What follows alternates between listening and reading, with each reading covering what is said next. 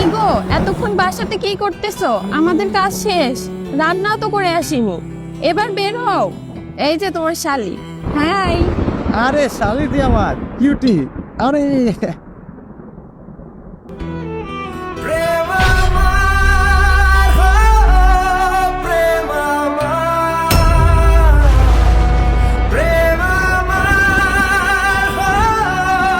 বলো, net problem, connecting দেখাচ্ছে।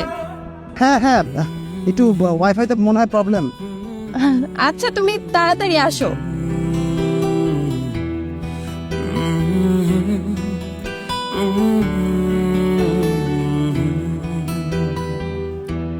আমি মনে হয় ঠকে গেলাম রে নিয়তির কাছে। ভালোবেসে বিয়ে করার ফল মনে হয় এটাই হয়। তুমি দেখেও না দেখার ভান করলে যে।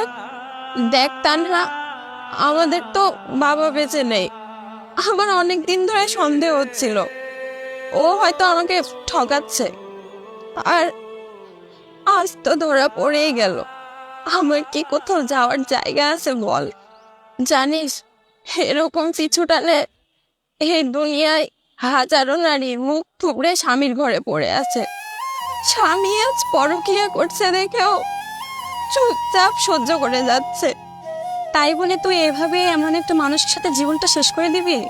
তাই তো সহ্য করে নিতে হচ্ছে।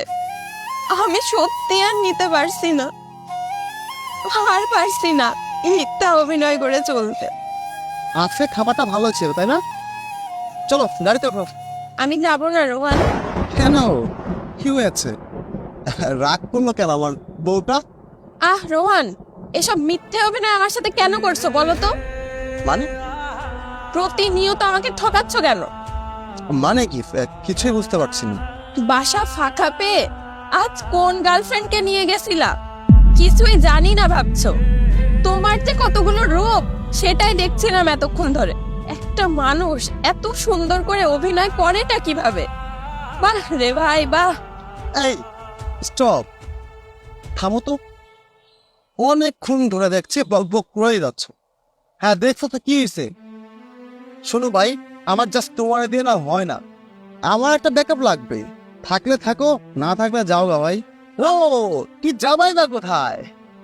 তোমার তো বাপ মা কেউই নাই। বোনের সংসার আছে না, বোনের সংসারে গিয়ে তোমার উঠতে হবে। যাও যাও, দেখবো তোমার বোনের স্বামী তোমাকে কতদিন খাওয়ায়।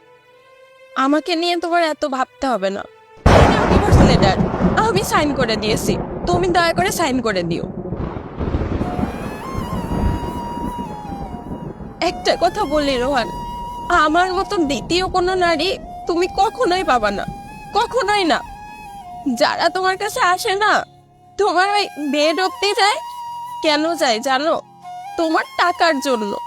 যখন তোমার টাকা ছিল না, তখন এই আমি ছাড়া তোমার লাইফে কেউ ছিল না। ভুলে গেলে না সব?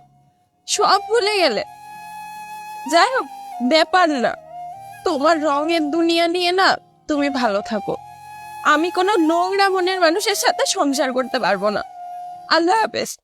এই চল।